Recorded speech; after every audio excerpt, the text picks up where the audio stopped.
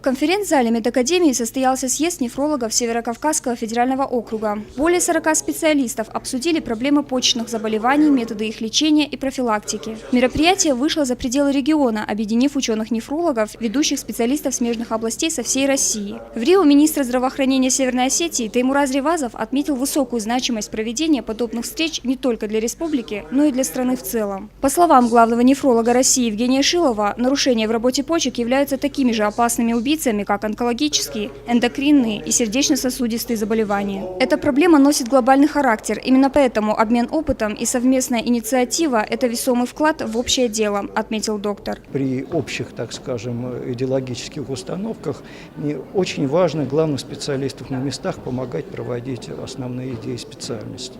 Эти идеи обсуждаются на совещаниях, которые приобретают законодательный характер. Это мероприятие проводится по приказу министра. Оно имеет свою программу, оно будет иметь свои решения, будет принят план выполнения этих решений.